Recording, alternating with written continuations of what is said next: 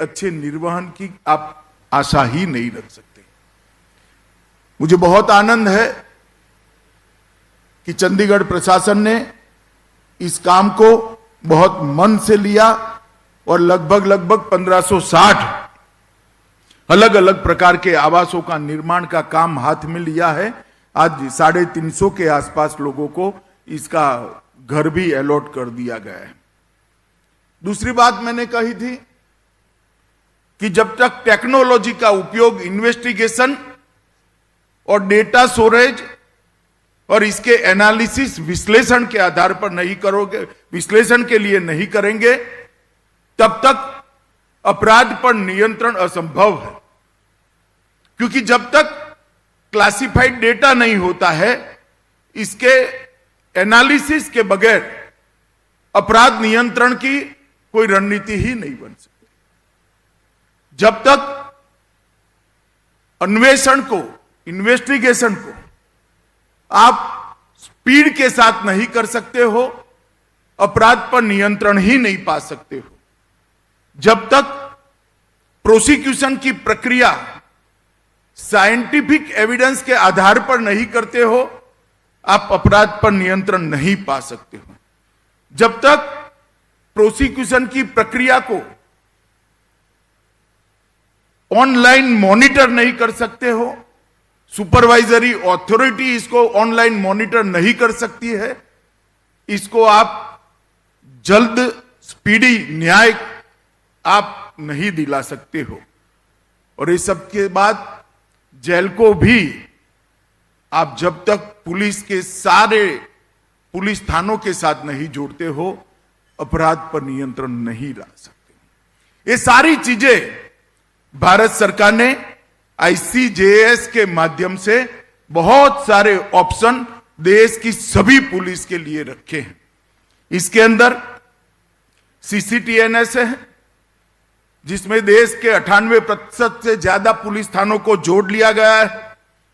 ई court का एक model बनाकर दिया है, ई प्रिजन का एक मॉडल बनाकर दिया है, ई फोरेंसिक का एक मॉडल बनाकर दिया है, ई अभियोजन, ई प्रोसिक्यूशन का भी एक मॉडल बनाकर दिया है।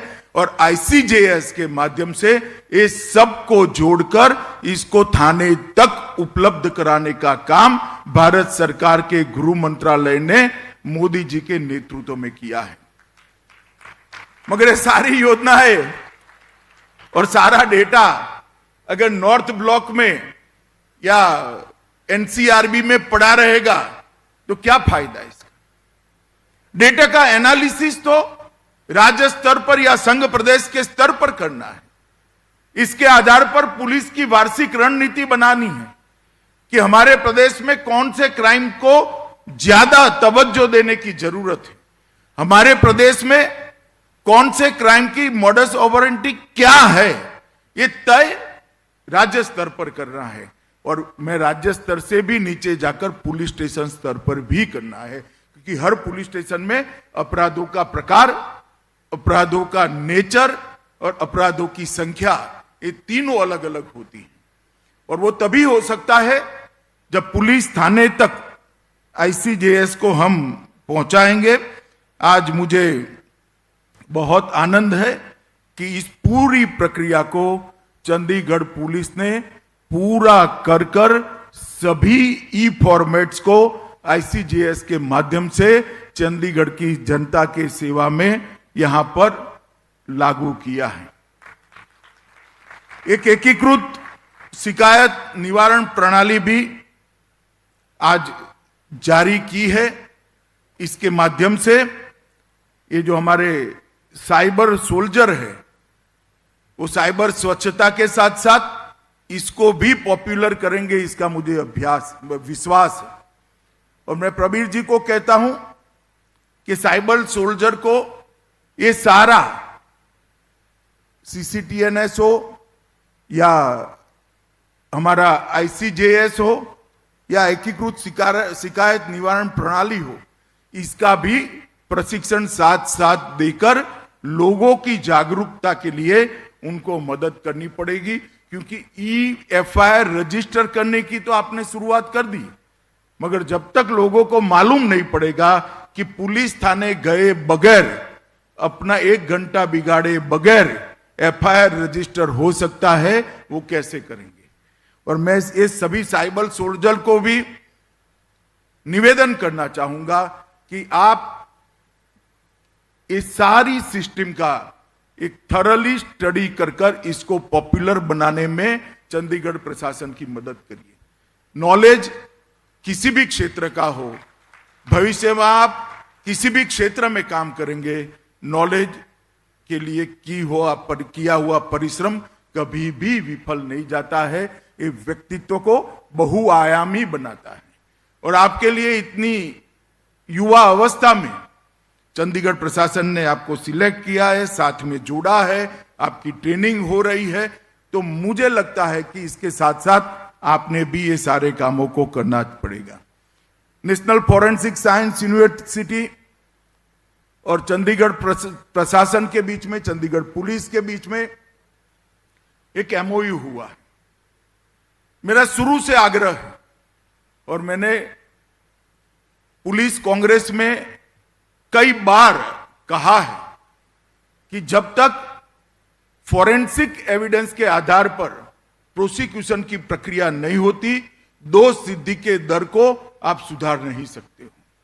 और इसके लिए बहुत जरूरी है कि 6 साल से ज्यादा जिसमें सजा है, वो सभी धाराओं के अंदर फॉरेंसिक टीम का विजिट हो जाए।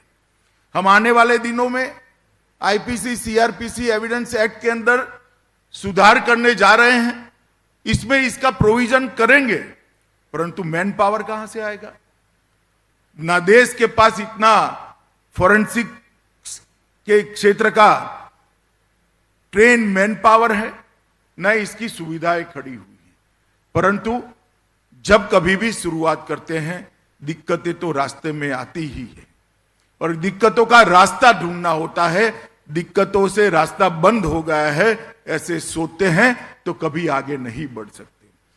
देश के प्रधानमंत्री नरेंद्र मोदी जी ने नेशनल फॉरेंसिक साइंस यूनिवर्सिटी की स्थापना की है और ये सभी राज्यों में, सभी क्षेत्रों में अपने कॉलेजेस को, एफिलिएटेड कॉलेजेस को खोलने वाला है।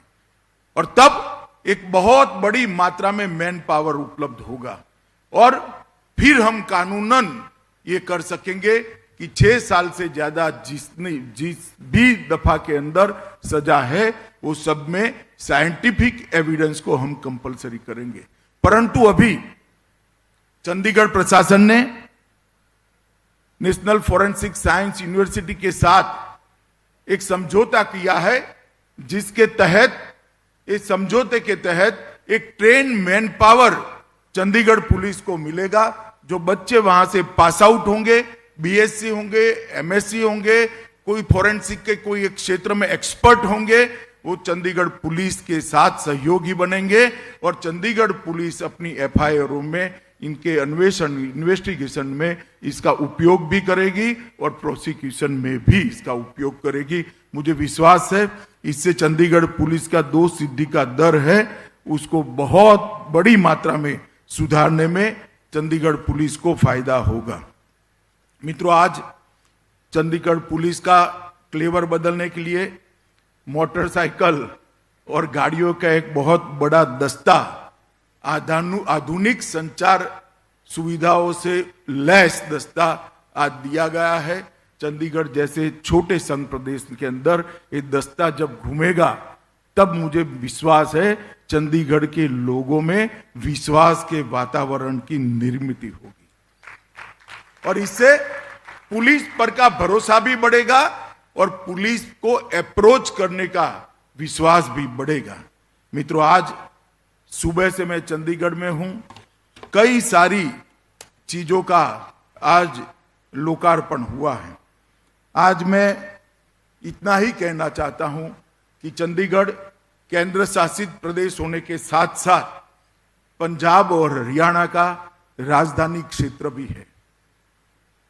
यहां की कानून और व्यवस्था की स्थिति का असर एक संघ प्रदेश और 2 राज्य, तीनों जगह पड़ता है।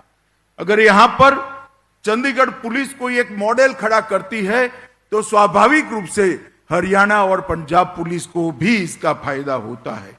और आज ये जो नई शुरुआत हुई है, इससे न केवल चंडीगढ़, इसके साथ साथ हरियाणा और पंजाब पुलिस को भी फायदा होगा, इसका मुझे बहुत विश्वास है। मित्रों, मैं अमाउंट में जाना नहीं चाहता, परंतु कुल मिलाकर लगभग 125 करोड़ से ज्यादा राशि आज चंडीगढ़ पुलिस को अपग्रेड करने के लिए खर्च हुई है और वो सारों का लोकार्पण आज किया गया। 125 करोड़ की राशि संघ प्रदेश में, इतने छोटे प्रदेश में 125 करोड़ की राशि, जिसमें हाउसिंग के प्रोजेक्ट भी है, फोरेंसिक साइंस को अपग्रेड करने की व्यवस्था भी है और कई सारे इनिशिएटिव भी आज लिए गए हैं।